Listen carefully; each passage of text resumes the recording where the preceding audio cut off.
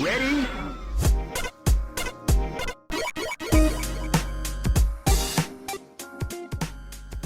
Hello and welcome to Rhythm and Pixels, the video game music podcast. This is episode 7-3. We're your hosts, and I'm Rob Nichols. And I'm Pernell. And with us, we have a special guest today. We are putting off our scheduled list of episodes for another time. We're having our special guest, Michael Bridgewater from the Forever Sound Version podcast. How you doing, Michael? I'm very well. Thank you very much for having me, Rob and Pernell. It's a real distinction for me to be on this show with you both. Yeah, we're really excited to have you. So tell us a little bit about your show and where we can find you. Okay, it's kind of still early days. I've been podcasting since last summer, I think. I'm about 17 episodes in so far. I play video game music, some classics, some deep cuts. You know, I like to dig a little bit deeper sometimes. Cool. Get some friends along occasionally, and we just play some music, talk about it a little, much like yourselves, really, you know? Yeah. Yeah, we just like to just pick a topic and just kind of like dive into it. I don't have a lot of video game knowledge that Pernell does, so I really like to explore the music that was composed for these games. And I like to give him a lot of crap for not playing the games I've played. Yeah, that happens a lot. So tell us a little about your background. Do you have a musical background, or maybe a little bit about like your early days with gaming? Sure. Well, I suppose more than anything, I am a musician rather than like a hardcore gamer, so to speak. I've always had a pretty substantial investment in music since I was a kid.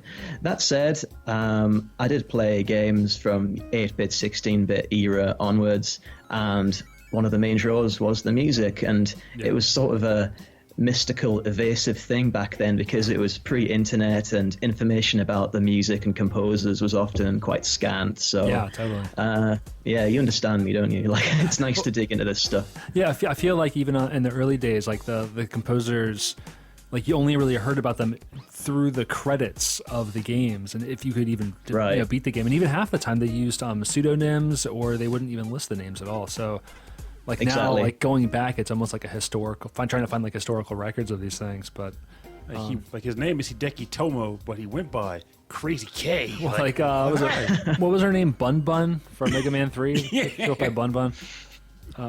Classic pseudonym. So we've been trying to put this together for a little while now, since like December or November, and I forget who came up with the idea, but we wanted to do Sega arcade games. I think it was actually Michael.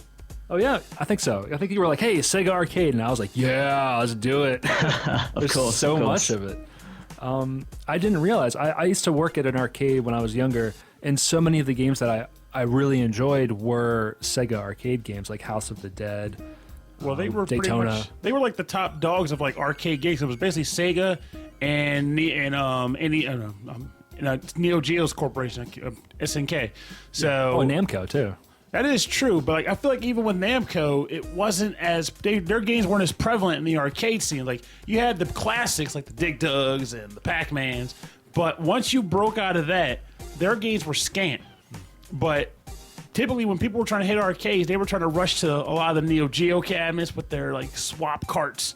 And again, you had basically these guys to Sega, like you had all the, if you think of all the crazy games you played back in the day that weren't fighters, they were likely done by Sega. Like we had this chat a couple days ago, like the Prop Cycle game and the surfing game and the skiing game. Wasn't Prop Cycle Namco? I think it was Sega, maybe. We should probably look that up before we even talk about it. But we're not claiming this as a fact here. So if anybody listening hears this, you can't claim superiority if we're not claiming to be 100%. So take that one. We have so much music to get through today. We're doing a super deluxe episode. So, Michael, why don't you start us off, and then this is 7-3, then we'll have Pernell, and then I'll go. We'll just go around in a circle. How about that? Sounds good to me. Shall we do this? Yeah, I got them all picked up, so you just pick your first one, and we'll go from there. Nice. Let's kick this off with a basketball game. Ooh. Hard Dunk. And this is a piece from the final round of Hard Dunk, which was a System 32 game, and I believe it was released in '94, composed by Hideaki Miyamoto. This is kind of bringing the funk on this one, you know. Okay, awesome. Let's check it out.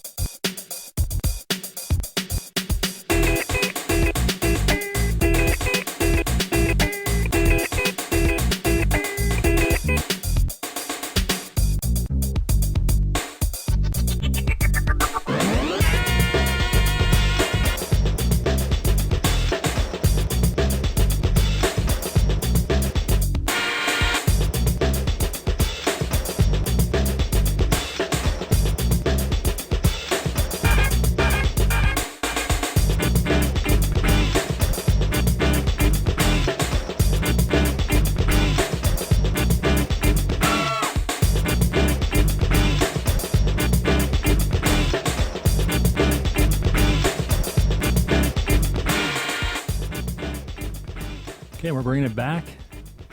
This is the final round, Hard Dunk. Hard Dunk. Hard Dunk by Hideaki Miyamoto. This is some sampled business right here. This sounds like early 90s sampling where they cut the drum break, but there's something weird with the memory, so it doesn't exactly time correctly. Yeah, something like the SP1200 drum machine sort of sound, right? Yeah. It's really crunchy, 12-bit guitar samples almost, and the horn stabs. It sounds like Ghetto Boys or Public Enemy or something like that. It does, yeah. That kind of. Right.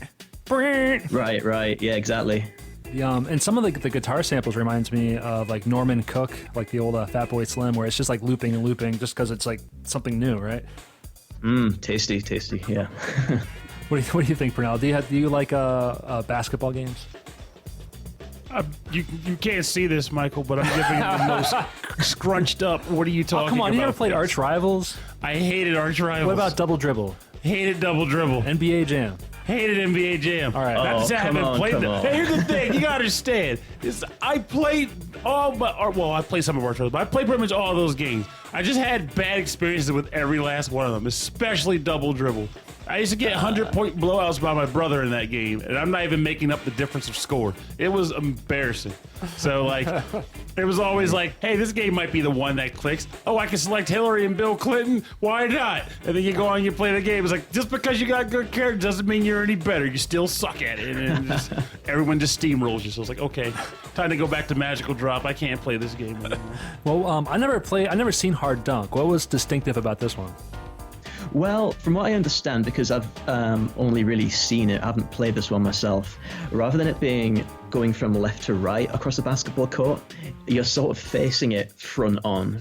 You know what I mean? Oh, interesting. Like over the shoulder. Yeah, something like that. Yeah. I mean, it looks like it might play like dirt, to be completely honest. But I had to pick a basketball game because I enjoyed the basketball. Actually, do you know Street Hoop on the Neo Geo? No, Pernell, do you know that one? You love basketball games, Pernell. I'm all about the hoop and street. No, sorry. It's when they take the stick, right, and they kind of roll it down for bonus points. They hop curbs and stuff. Yeah. Hoop street. Yeah, not big sports fans. Yeah, that's fair enough, man. Maybe Street Hoop will convert you, though, because if you think this has got a funky thing going on, then holy smokes, Street Hoop's got a fantastic funk soundtrack on there. It's got actual rapping on it and everything. Oh, that's awesome. Wasn't there a video game version of White Men Can't Jump for the 32X? I think there was. Really? Was it an actual basketball game or was it a video game? It was like an actual basketball game. Oh man, I could be way off. Too real for me. I wouldn't be surprised if you're right, because it was a popular movie at the time, and basketball arcade games were popular at the time. Yeah. So I could easily see them converting, doing a Sega CD version, and use the CD technology to have footage from the film embedded in the game. So I don't know. I mean, 32X. It wasn't CD. It was cartridge. Yeah, but they still had capabilities of doing weird stuff with that 32X cart. Like, they could have easily thrown a couple, just strips of, movie footage in there. Woody Harrelson just kind of jumping around. Yeah, you make a good dunk, and it's just like a quick shot of Woody Harrelson, dunk the ball! Well, this is awesome, for 5 seconds. And then I realized that the opposing player did the dunk, not me, and then, wow. No, it's like every time you dunk, it's always Woody Harrelson. It's clearly white men can jump, see? All right, so Pernell, I think you are next. All right, I'm going to play a track that I was telling Rob on Sample Time that it's a divisive track, and what I mean by that is I don't know if I even like it or not. I just know that I listened to it so much while trying to figure it out that it was worth playing on the show. So, and this also isn't necessarily an authentic title for the track, because this is back when some of the OSTs didn't have track titles. So this is a track from the game Riot City, and it plays during rounds 3-1 and 5-2, and is by the composer Jin Watanabe.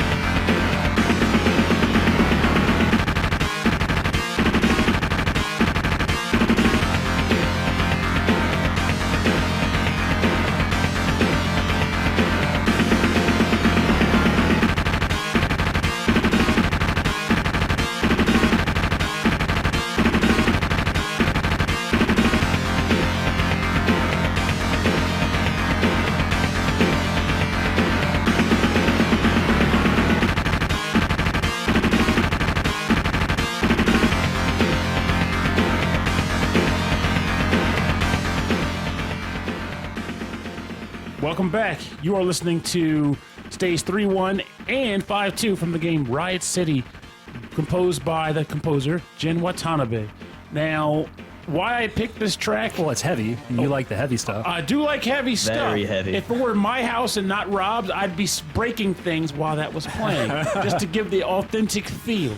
But the other reason why I picked it was because during this episode preparation, I learned that this track is from the game Riot City, which is actually what the game Riot Zone comes from. Which that was is a beat 'em up, right? Yeah, it was a beat 'em up that I have on the Turbo Duo, and we even picked the track from that game a few weeks ago. And it's funny enough, the tracks have nothing in common with each other. So when they did Riot Zone, they completely redid all of the music. So there's no semblance to the tracks in either game. Oh, interesting. But I don't know what it is. Like, it's a very repetitive track. It's awesome sound. It gets heavy when it goes. I'm like, I can just picture that guy. It's Like, really I like vicious, this. really vicious. Well, it's got that like really heavy like FM synth that's supposed to sound like a guitar that they used a lot on the Sega Genesis, and I find that sound is really divisive. Either people they really like it, like Skitchin or Road Rash, or they hate exactly, yeah. Where do you land on this one, Michael? Yeah, it sounds like an Electronic Arts title. Do you know what I mean? Yeah, It's funny you said, because the two games he named are both definitely Electronic Arts. Yeah, so. those are Rob Hubbard, and he really liked that. Yeah, That Hubbard is crunchy God, sound. man. He's the guy. So yeah, it's punishing. Like, and I suppose it's consistent with the prevailing theme of the game. Like, I've just had a quick look at this, and it's yeah, you know, it's in the same league as Streets of Rage in terms of the brutality, isn't it? So Yeah. it makes sense to me. Yeah, it was. I think this was a collab between like Hudson and Sega. Okay. Or man, I'll tell you, not the actually. I think Taito. This is weird. I think Taito developed it. Sega published it in the arcade, and then Hudson Soft did the console version of it, which is just bizarre. But this game was during the phase where everybody's trying to ape on Final Fight. Right. Yeah. Yeah. The beat 'em up genre was like all over the place. So if you look at the, I mean, I'm not sure if you looked at them two main characters or had a chance to see them when you were previewing the game, but the main character is supposed to be their version of Cody. And then they were like, well, our game is supposed to be more raw than Final Fight, so we can't really have a buff mayor taking to the streets. We gotta have a punk rocker doing the job. So you got this guy with a mohawk, and like he's not as built as Hagar, but he's trying to be the divide between, you know, the Cody wannabe and not quite mayoral material. Well, you had to have like the tank character and like the ninja fast character and all that. Yeah, they do it at the same time that there's really nothing about them in the game that's different. It's just, we want them to look different. We'll give you the illusion that you're getting some variation. You're getting nothing. So, Well, my first track is in the same vein of like this early FM synthy sound. It's from the game, it's from the shooter, I think it was one of the first overhead shooters called Scramble Spirits for the Sega System 24 by Toru Nakabayashi and Yasuhiro Kawakami. This is Mission 3.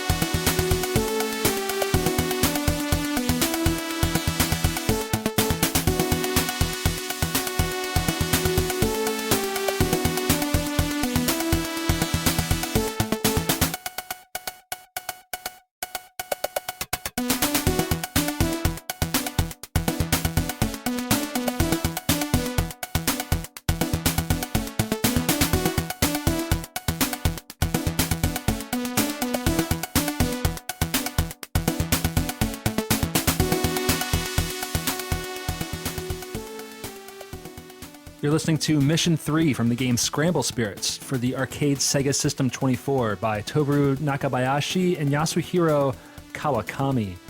Again, it's got that kind of classic FM synthy sound. Even the lead sounds like it's from a Commodore 64 with that kind of like phasey, that wow sound. But it's all about the drums on this one, man. It's all about like the classic like drum machine sound. I agree. Yeah. Smooth as a kite, though. The rhythm's kind of thorny and jagged, but then the whole thing just sort of sails across, right? Yeah. This is from a shooting game, right? Yeah. The rest of the tracks are a little faster, but this one was just kind of slowed down. So maybe there's like a different kind of like a vibe to this one. Maybe it's more like, I don't know. Could have even been like a menu select or something, like choose your ship or something. Who knows? Yeah. Well, no, it's BGM. No, not the BGM. It's Mission 3. So it's a mission. Oh wow. Maybe the purpose of the mission was going to the depot to buy a new ship. Yeah. So you were just kind of walking down the aisle, choosing the ship to take in the mission for. Now, I didn't choose from games that I've played because a lot of the games I remember didn't have really super memorable soundtracks, like House of the Dead for one. There was one that was like a cyber like motorcycle game in the arcade. And had cyber motorcycle? Oh, it was really cool. It was almost like Road Rash where you had like buttons to like hit each other with them. But it was just the soundtrack was so generic. I'm not into it.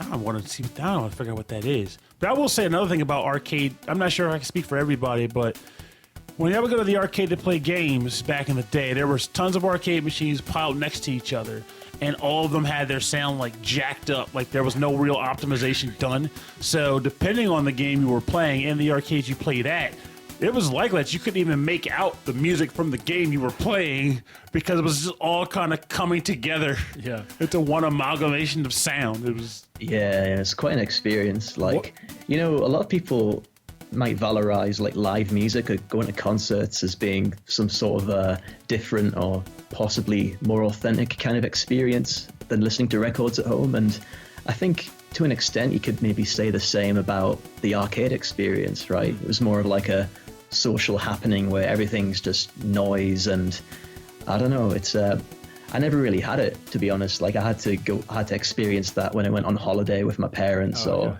on a shopping trip or something like that, because I was from a small town, so we couldn't really have an arcade. And man, it was like nothing else I've ever experienced before or since, right? But still, so probably coming from like a small town without being able to experience that locally, it was probably like a big event then for you to be like, oh my god, all this noise and lights and everything. You got it, yeah, exactly, yeah. Because I can honestly say, like, it kind of makes me sad to an extent because game technology got to the point where people who are not really familiar with the arcade scene or just didn't care enough about it will say, why do you need an arcade anymore when I can get the same experience at home? When the reality of it couldn't be farther from the truth. Like, we have these games in our homes now that make arcade games look like junk in comparison. But I want those games in an arcade so that we can have that community environment back. And there's like, we're starting to get more of these Japanese arcades around our area now. They're starting to build them up bit by bit. So even though it's not quite the same because we're older and it draws a different crowd, you still can kind of get a glimpse of what that would have been like if arcades continued to thrive in the present. Yeah. All right. So, Michael, what is your second track? Okay, I'm going for something a little less obscure now. I'm going for Virtua Fighter. Awesome. So this is a game. When it first came out, when I first played it, it seemed so futuristic in its way with the graphics, really bold, blocky graphics, like such an advanced game visually. Maybe looking back on it now, it hasn't really aged particularly well, should we say? But, but I think the soundtrack has aged well, actually. So I decided to pick a jam from this game, and the tune is the character theme, and it is Akira.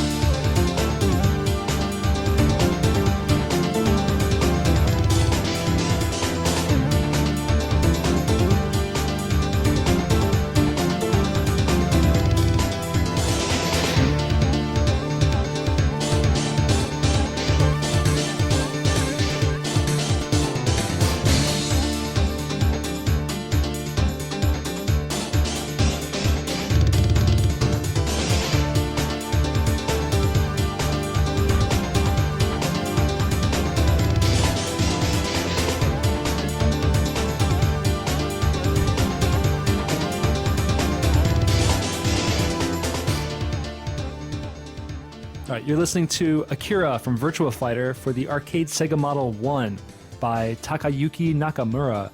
And this is awesome. I like the there's like this little guitar hits in the background as part of like the rhythm that you didn't really notice until like halfway through the track when everything kind of like cut out. This is a great pick, Michael.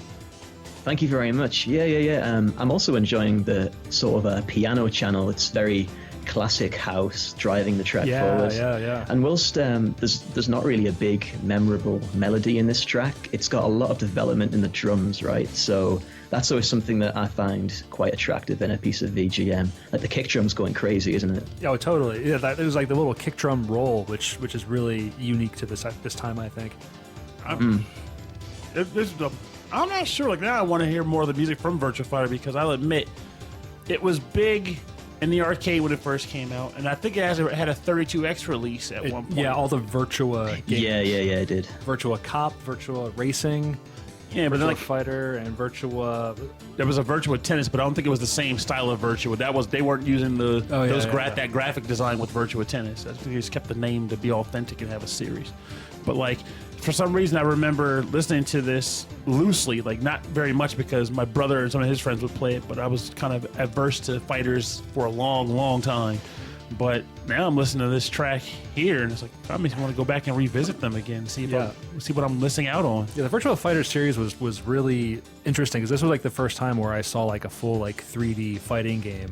Where after being like really into like the Street Fighter and Mortal Kombat, and then seeing something like this really blew my mind. But I remember like when you would make your character jump and they would just like kind of float like zero gravity. Yeah, that was so strange. I wonder why they did that. Like at first I thought maybe like it was a problem where they couldn't do it very well. I mean they couldn't like program it really well. But then maybe they did it to balance the game. I don't know. Possibly, or maybe it's consistent with some kind of anime sensibility, perhaps. I don't know. Yeah, maybe. But no, this is a great pick. I feel like this is a really good example of like the late '90s Sega sound, where it's kind of like the housey piano, a little bit of a jazzy organ going on in the background. I agree. Yeah, absolutely. No one does it better, in my opinion. All right, Pernell, what's your second track? Okay, I'm going to take it back a bit from what I would typically play on here. I think it's another shortish track that I came across, but it's a track that I really like.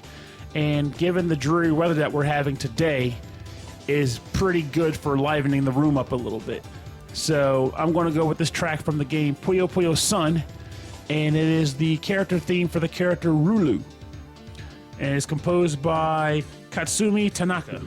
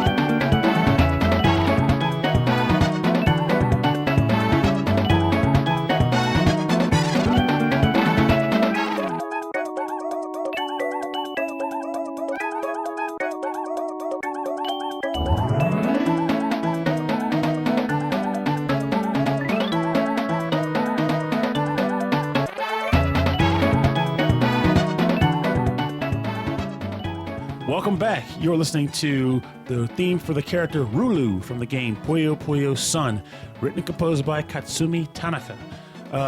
This game never came to the States as its arcade iteration, but I am an avid fan of puzzle games. I'm an avid fan of Puyo Puyo, so when I heard that we were having an episode on Sega arcade games, one of the tracks would have to be from Puyo Puyo arcade game, which is this one. It sounds like it's from Mario Kart, honestly. Well, all the Puyo games had a pretty lighthearted theme to them. I mean, like, you have a fish that, like, just sells like he's like a businessman fish. You have Rulu, who's just like sort of like a boxing girl in a gi. You have Draco, who's just like a always playful yet angry dragon woman. And then you have, it's like every character's weird. And ultimately the game itself is so difficult that it kind of belies the whole playful atmosphere. Do you have any experience with like the Puyo series, Michael? Absolutely none, I must be honest. Although on the strength of hearing this, I'm going to have to remedy that. Well, here's a Cornell, question. You're a genius. This is a great pick. It's like the oral equivalent of a margarita, a classic margarita. Yeah. Well, I'm not sure how game releases, like if you got the same releases over there that we got, but did you guys get Dr. Robotnik's Mean Bean Machine or Kirby's Avalanche? I believe we got Kirby's Avalanche, yes. I think we did. That rings a bell. If you've played Kirby's Avalanche, that's actually Puyo Puyo. That was pretty much the first... that and Dr. Robotnik are the first attempts they made to get Puyo Puyo out of Japan. They gave it character skins that were familiar with audiences out of Japan and say, hey, here's this game, give it a shot. It's a very challenging puzzle game where it's like you're matching three like little like blobs as they fall down off the screen, matching the colors, but you can only attack the other player by performing really complicated combos, like having them like setting it up and then having them all drop, and it's I found that so challenging. And then like you can never keep up with the computer, and you can never keep up with Purnell. That is true. I'm sure. it ended up being a lot of fun in that regard, though. And then, if you're an owner of the Vita, though, I also think they may be putting it on a console sometime this year. I heard, but there's a Puyo Puyo Tetris where they actually did an anniversary release and they combined Puyo Puyo and Tetris into one game. And it is ridiculous. That's awesome. I'd like to see that. It's really strange. Like you're literally blocking, you're breaking lines and breaking Puyo in the same play field. That's awesome. It's really odd, but fun. All right. So my next pick it's a lot like how we talked about almost like a third-person perspective. This is called Last Survivor for the Sega Arcade X system. And it's this background music 3, and this is really interesting in that it's kind of it's almost a first-person shooter, but like almost like behind the character. And this was actually developed prior to Doom. So, and it was for the arcade. So it doesn't look super great, but I'm sure like as far as the technology goes, it was pretty far ahead of its time. So this is background music 3 from the game Last Survivor for the Sega X by Koichi Namiki.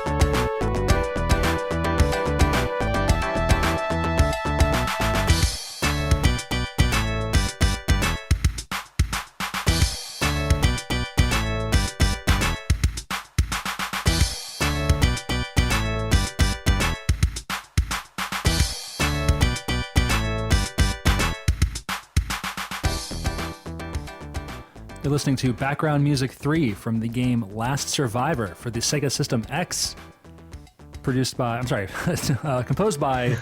Koichi Namiki. Again, I don't know much about this one. I think this is more of a rarity in like the Sega arcade titles, but man, the soundtrack is funky, super funky. No doubt, man. That bass line's incredible. Yeah, actually. I was just gonna say, I love that, like kind of that wow, that synthy bass sound, and it's just just kind of bouncing around with the rest of the track. Yeah, it kind of reminds me of I don't remember the artist, but there's like a jammer called "Don't Stop the Music." It goes like do do do do do do do do do do. Do you know that one? Oh, don't stop. I'm gonna have to look that up. But no, yeah, the bass line reminds me of that. Yeah, we'll have to post that on Facebook and put it alongside this track. I'm just having trouble not freestyling to this. Like I feel like every time it goes through a passage, I just kind of add something extra to it. Yeah, MC, clap your hands. Like I just like I honestly have a passion for tracks that do that to us. Like the track sounds good, but it pulls you in and you go, I can hear something right here. It would go something like this, like the scat sounds are coming out or whatever. Probably not conducive for actually a performance or anything. But if you're just kind of having your own one-on-one listening session, it gets you really feeling like you're jamming out with the song. So this is my funky pick for the day. Honorable mention, I wanted to play Slingshot from Daytona USA 2.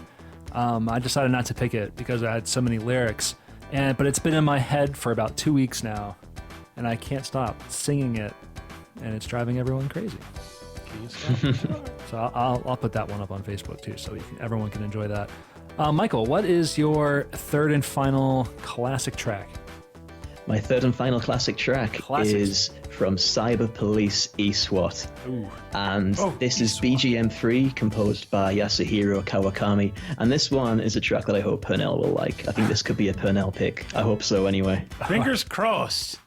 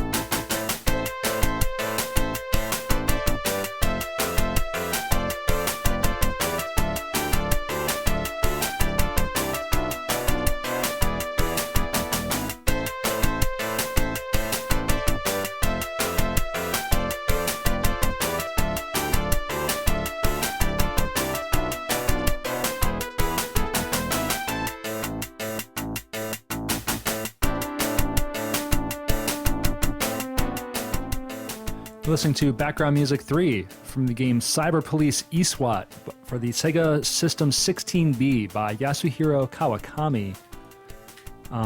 This is awesome. What's eSWAT? It's like electronic SWAT team. I think it's enhanced special weapons and tactics, I believe. Yeah. I'm not going to doubt you on that one. This is an entirely different game to the Mega Drive title for eSWAT. Yeah, that's what I'm remembering. I didn't know that's a really good game in my book, but I just wish that a version of this track had existed on the Mega Drive game, because the Mega Drive soundtrack's not great, but this tune's the one. Like, it's huge tune. Now help me out a little bit here, because just to clarify, this is not a pity. Like, I like this track. This is really good. I was doing the bit of the shuffle here to it. But I have heard of I owned the Genesis game, but I didn't even know this was an arcade game until you just said, I'm picking this track. And then you said it's different. Like, what would you say that you recall are some of the similarities between the two game styles? Well, it's still a side-scrolling, moving across the ground and, gunning bad guys down and kind of platforming elements. The Genesis Mega Drive version, it just feels more well-realized. There are more weapons. It's just a superior game in my book. It's more or less the same sort of thing, but a little bit less arcadey. Like, it's not as much of a quarter gobbler, I suppose, if that makes sense. That's always appreciable, that's for sure. That's really interesting about this episode, since we're doing a lot of like classic arcade games. A lot of these had ports to like the Mega Drive or the Super Nintendo, or even like classic like Master System and Nintendo. Having the difference in the soundtrack, it was almost as different as like the graphics was from the arcade to the home version, which is something you don't see nowadays. That is true. Yeah. I'm actually enjoying this episode a lot. Like, I was worried. I was like, Rob was like, okay, we're going to it's like, no, not Rob, but you suggested it and we agreed to. It's like, okay, we're going to do these Sega arcade games. I'm like, okay, I like Sega arcade games, but I can't think of a great deal of them. Yeah. So of course, the research had to get done. I was like, let's hit the internet and see which games am I forgetting existed, and then this whole world opened up of tracks that I just didn't even give consideration to, and now I'm all over it. Like, so what's your third and final one then? What's the third one that opened up to you? What did you open your heart to, Pernell? Open my heart. Well, I want to outright clarify something real quick. I was wrong about that Riot City track. That wasn't Taito. It was actually the company Westone, who actually had their hand in the pot of the game that I picked for this last track too. There was a weird hybrid of like who worked on what and the titles of them, but this game was called Wonder Boy 3 Monster Lair, not Wonder Boy 3, which is also a game. But is this still like in the Wonder Boy series? Yep, still in the series of game. So Wonder Boy 3 Monster Lair, and the track is called Dragon's Castle, and it's composed by Shinichi Sakamoto.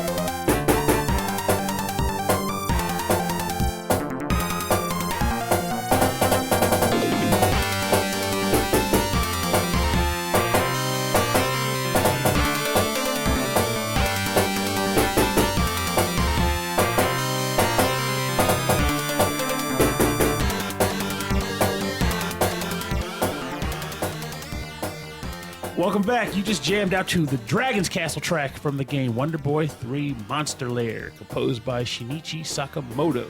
I have mentioned Wonder Boy 3 on the show in previous episodes, most specifically going by the name of Dragon's Curse. However, Dragon's Curse was an iteration of Wonder Boy 3, and then Wonder Boy 3 Monster Lair was a variation of that game, where it is a side-scrolling left to right game, sort of like how Adventure Island would have played back in the day, because they were from the same family of games. There was like a whole time where like side-scrolling platformers were a thing in the arcade. Yeah, you were. It's just bizarre though, like, because like these games, this series of games is by the same developer. But then when Adventure Island stepped in, it's the same games, but Hudson Soft popped in there for a few minutes. It's like, okay, we're going to give it a coat of paint. But in this one, unlike the other games in the series, in addition to the left to right side scrolling with the action, collecting fruit and weapons, there's also a shooting section when you get to the Dragon Castle stages, where you're riding on the back of a dragon and you are basically shooting and you're scrolling up and down. Oh, so this is a shooter like kind of section. Yeah. Oh, okay. Yeah, it has that kind of sound to it. It's friggin' awesome too. I am a huge fan of this track. When I heard it, by the third repeat listen, I was kind of like, well, this is going to be one of my tracks, regardless of what else I come across. So. Well, I like it. I like this one a lot. Again, it's got that kind of classic, like FM synthy sound going on that you would hear in the arcade. Very crunchy. So every time you guys say... It's easy to like over-egg the pudding, so to speak, when it comes to FM synth. Sometimes it can be a little too harsh, but this one hits the sweet spot for me. Like, it's very, very bold, very heroic. Yeah, it's got that heroic kind of like, it goes like kind of into like these major like kind of chords towards the end there. It goes dun dun dun. I just gotta say, between Rob's mentioning of crunchy and you're talking about sweet pudding, like, I'm getting hungry over here in such a way. It's like I just keep hearing food references. That's a common theme on this show. Is we when we record is before Pernell has eaten, and he's just hungry the whole time. This is honestly very true. That's another rule of show business, right? Stay hungry. Stay hungry, exactly. Gotta eat. All right. So my last track is it's also from the same era of Virtua Fighter. This is called Wing War. For the Sega Model 1 by Tomoyuki Kawamura. This is a 3D flying shooter that was kind of a sit-down, kind of like you were behind the plane, and it was a dogfighting game.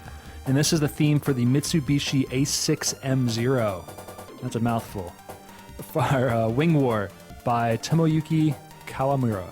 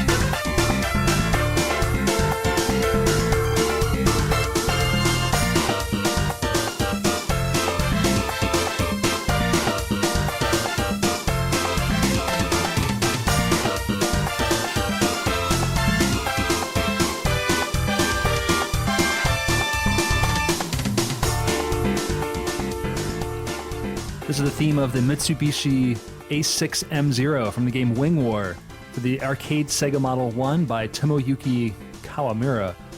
And the rest of the soundtrack is not quite as jazzed up awesome as this one. I just, listening through the soundtrack, this thing, it stood up above all of the other tracks. So I wonder if this was like a boss fight or something, because it's just so huge. But yeah, it's a great tune. It's got great drums. It's got those awesome horns. You can't beat the horns on this one.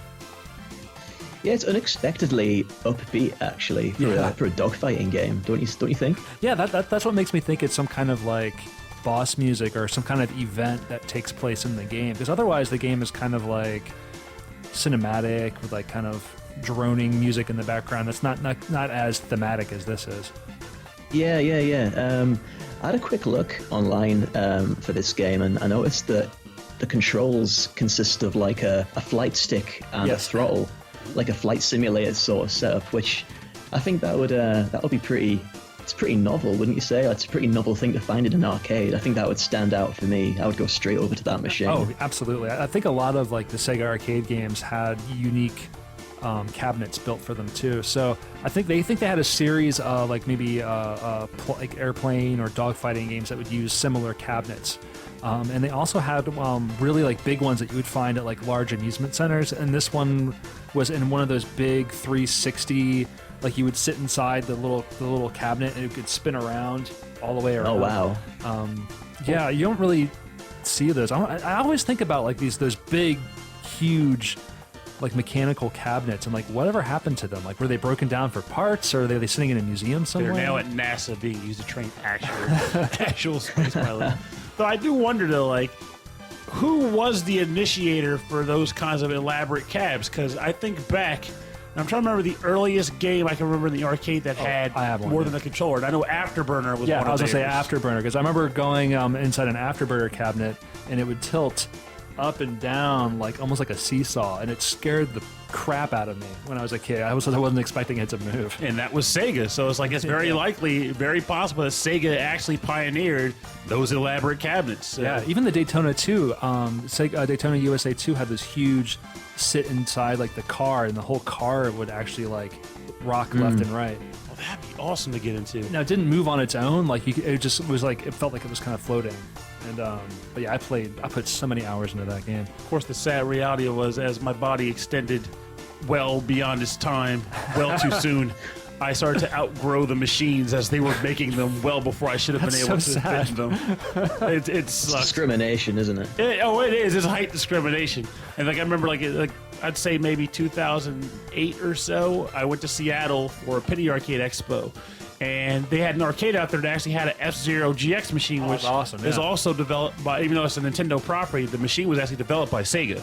So it had a full-on cab that you could sit inside of, and it had wind that would blow at you as you sped up.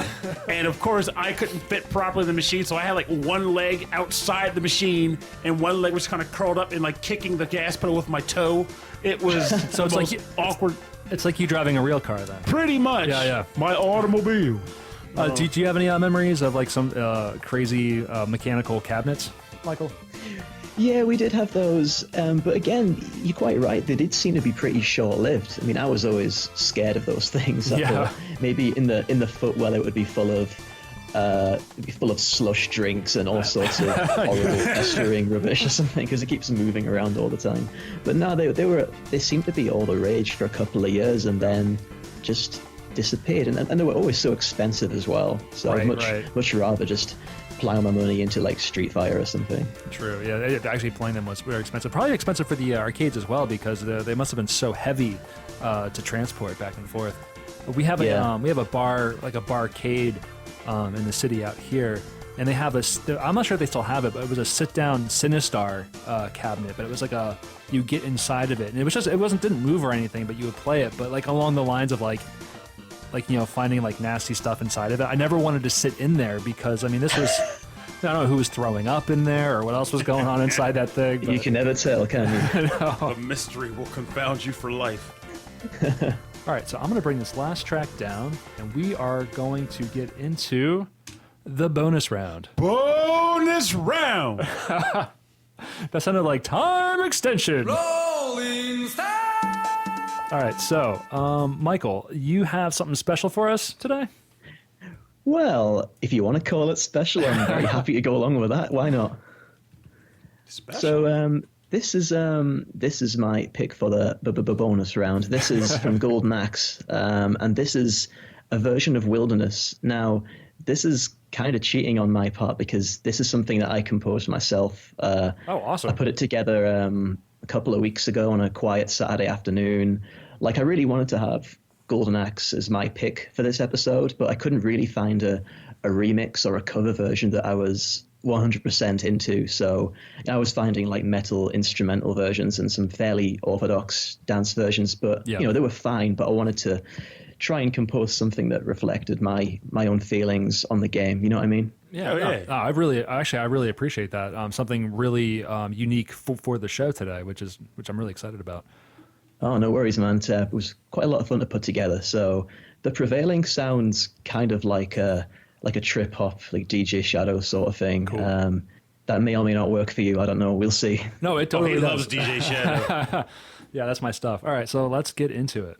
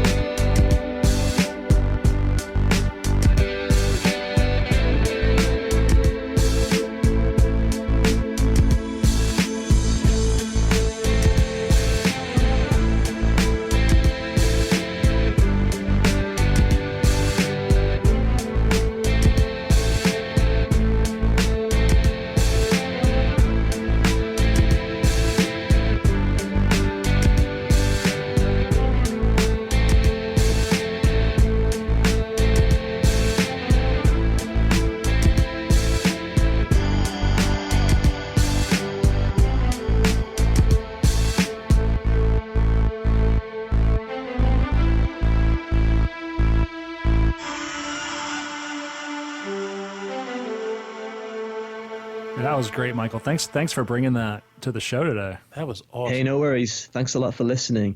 Those screams, Golden Axe was kind of violent, wasn't it? Those are actually from the game itself. Those it's like you samples. run into a I thought dwarf and then you just maybe beat put something a bit authentic in there to sweeten the deal. But at the same time, you also were able to ride like weird like dragon chickens. So right. it balances it out. Well, I like the guitar part on the second part of the track. It was very like dreamy, like dream wavy. It was very cool. Thanks a lot. Yeah. It's a pretty simple piece melodically, so that made it quite straightforward to lay the guitars down because I'm not exactly the best guitar player in the world, but doing the harmonizing guitar thing was a lot of fun. Give it a little bit of a new wave of British heavy metal sort of feel to supplement the beats, right? Yeah, it sounded great. I really it had a really nice like reverb to it, and it fit really nicely with those cool like the strings and like everything else. Like I guess was from the game. Were the synths from the soundtrack, or did you lay them down separately? Oh, I just composed those myself. Yeah, but it's the string sound initially is just playing the main motif of the game's tune. Yeah. Right. Cool. It's just overall a high quality package. Super awesome. Purnell. So thank you very much. So Purnell, you didn't have like a cover or a remix, but you wanted to maybe share something on the other side of things, right? Yeah, because what happened was when we went into this episode, another track that I had in mind that I was going to pick was from Virtua Cop 2 because I had fond memories of how awesome this track played when I used to play the game. But I didn't realize is that I only played it on the Saturn. And I expected the arcade version to sound better, if anything. I mean, it's the arcade game. So when I went and found it, I was extremely disappointed to learn that it did not sound like I wanted it to sound, and it was lacking a certain element that the Saturn version has. So I figured, bonus round for me is going to be that Saturn version of the track that I wanted to play on the show but couldn't. I think it's a great idea. That's cool. Yeah. That works. So the track in question is the second section of the rail line shootout stage, a.k.a. Trap 1 from the game Virtua Cop 2, composed by Hideaki Miyamoto.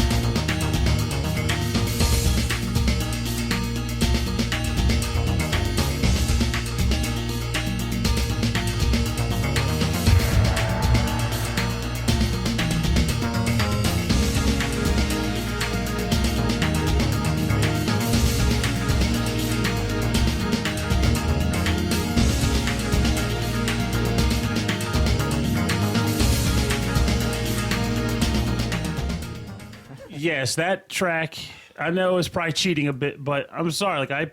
If you listen to the original version of it for the arcade, it sounds so unlike this that this may as well have been a remix of that track.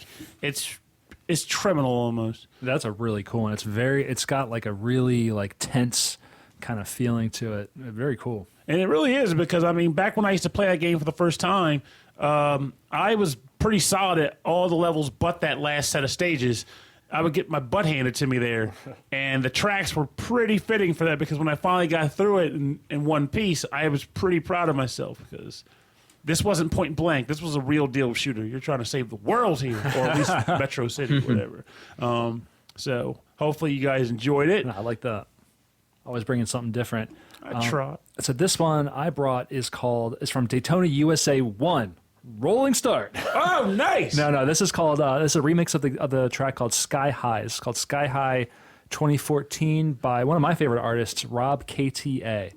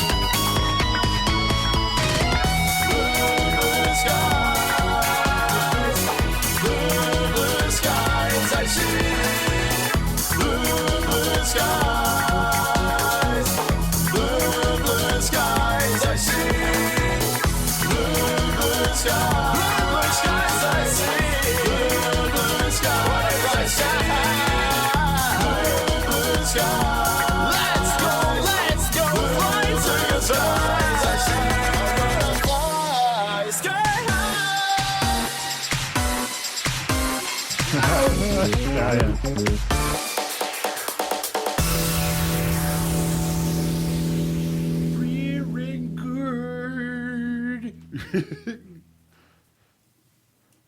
Woo! That is Wow. Oh my god. banging. That was the Rhythm and Pixels dance party for like the last 8 minutes. Special. No, that was a Sky High 14 for 2014 from the game Daytona USA by the artist RoBKTA. And if you like that, like all of his tracks, even his original music is in that vein where it's like super like positive, like kind of house music. So really great I'm going to stuff. get straight on that when I get home from recording this.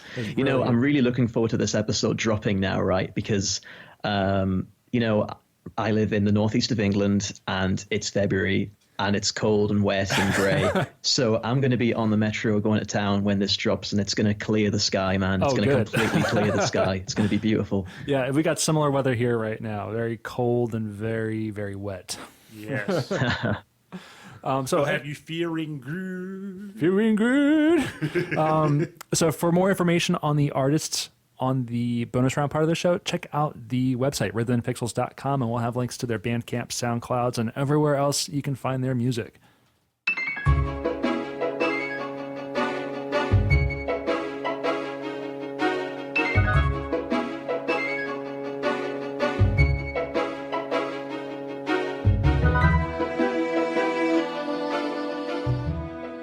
I want to thank you for joining us today on Rhythm and Pixels Video Game Music Podcast, episode 7-3, our focus on Sega arcade games with our special guest, Michael Bridgewater from the show Forever Sound Version. Thank you, Michael. Thank you very much for having me once again. I've got to say, I've been, I would say at this point, I'm a long-time listener of your show. I first started listening when I was working a particularly tiresome job.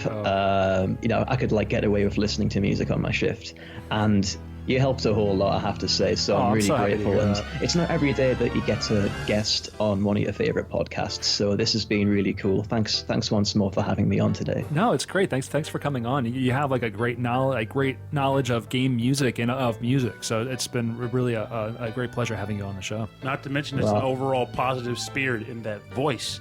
It's immaculate. Yeah, you got a great radio voice. Hey, that means a lot coming from you, Purnell. I appreciate that. Yeah, Purnell, you're famous. Yeah. Sometimes Purnell will vocalize during a track, and I'll record it secretly and then just loop it. Why wouldn't you, you know? And notice that has yet to deter me from not doing it, even though I know he might do the record. Like, I don't want him to do it, but I can't pass this up. So why don't you plug some of your stuff? I know you got podcasts, but I think you have some original music. Maybe you could plug that here. Yeah, if you don't mind. So the all. podcast, like you say, is Forever Sound Version. Episodes come out sporadically. I'm not nearly as regular as you guys. And I've recently recorded an episode on the Atari Jaguar game Tempest 2000, which will be going out quite soon. Good one. Real hidden gem for you there. And recently I've done an episode on the Master System. And also, I'm not sure if you've heard this one, but I did a show with a few friends. There were 4 of us, and we had a VGM battle where we were kind of competing to see who could have the best picks. And we just drank loads of beer and had a great time in our living room. It was the best. So honestly, I'm catching up. If you want to go to the party, check that one out. I'm still catching up, so I'll hit that one next. And in terms of my own music, I've got a project called Wascally Way, which is very hard for me to describe. It's electronic music, I suppose, but of a slightly off-kilter persuasion. So if you're curious, then you can find me on Twitter, perhaps. Wascally Way is the handle. And for Forever Sound Version, FSV Podcast is the handle. And you can find me on iTunes Store and all that good stuff if you want to listen to the show or subscribe. Oh, that's great. Real quick, what does Forever Sound Version mean, if you're prepared to answer that one? I'll try my best. It's it's sort of a little nod to original sound version, the Japanese designation of a soundtrack, and it's kind of playing on that. And forever just means to maybe sustain the lineage of these composers who didn't necessarily get the chops when they were working, Right. and just I'm a real firm believer in this. Music, like the good stuff, rises to the top and it'll last forever. It's kind of cheesy, but that's what it is. Forever Cheesy sound by version. behind. That is a spectacular explanation, hands down. Oh yeah. And it's honestly quite true when you think about it, because to kind of harp back on the thing I was joking about offline earlier during the episode, I never hear any bad music. All I hear is good music. But then think back, can you really recall any bad tracks that you heard back in like 2008 or heck 1997 or anything? You're likely to not be able to, for the exact reason you just stated. You hear the bad music at the time, you're like, oh my god, this is terrible, who wrote this? And it might end up on the news a couple times or on some radio station for a bit, but then it eventually gets flooded out by all the awesome tracks that are rising to the top. The good stuff. The good stuff will last. That's absolutely true. I really hope that's the same in all manner of cultural paradigms and everything. I think you have to believe in it because there's no alternative, really, is there? Right. If you go back to our episode titled Memories, I think it's at the end of 6-something, I play a track from Mega Ran called Infinite Lives, and it's all about how you can live forever through your music. Like, he might die, but the feelings that he gave his fans and the people listening to his music will just live on farther than he's alive. And I just think it's really inspiring, just to keep doing what you're doing and keep doing what you love. And so that's it. I love that. If you'd like to leave us an email, if you have any questions about the show, or if you have any comments, or if you have any suggestions for future topics, please leave us an email. rhythmandpixels@hotmail.com. And if you'd like for more information about the show or a full track listing, go to the website. rhythmandpixels.com. And if you'd like to check us out on social media, we're on Facebook, Twitter, Instagram, Rhythm and Pixels. And recently I've been streaming to Twitch TV, twitch.tv/rhythmandpixels, if you want to see me speed run through, what am I playing now? Enter the Gungeon. So I'm speed running Enter the Gungeon. What, you've beaten it? No, I'm so close though. Oh my god, I tried to get back into that game because of you, and I'm garbage. So yeah, so speed run for me means as soon as you can get to the boss, you play it. So you don't stop for anything. So you're playing through the game with a pea shooter. Oh wow. Yeah, I'm getting close, But I've got nothing else. So again, Michael, thank you for joining us today. And thanks for having me. Honestly, maybe I can return the favor sometime once I get my act together on the tech side of it. What do you say? Oh, absolutely. We would love to be part of your show. So you just let us know whenever you're prepared, and we can do some of the recording on our end and like ship you the files. That'll make things easier. So we'll figure something out. That'll be cool. I'll look forward to it. I'll be down for it for sure. Any excuse to get on the show that showed me about 70s Drive, I'm all for it. I still listen to that track to this day. Man, V Rallies, that's a real humdinger of a soundtrack, that original V Rally. Oh, totally. Yeah. I was thinking on Ridge Racer, but that was Namco. I wanted to play some Ridge Racer music because that was actually some of the same music from Daytona USA too. But I digress. You're listening to the Rhythm and Pixels video game music podcast. I'm Rob Nichols. And I'm Pernell. Thank you, and have a great week. And remember, video games have evolved and changed a lot over the last couple decades, really. But I feel like, as I mentioned kind of earlier in the show, it started to get more into like a sort of isolation bubble, even when you factor in the oh, you stop it, you people have become more isolated in what they play, even with the internet being out there and online play. But I feel like to get the most out of video games, we got to definitely push more of a community environment out there.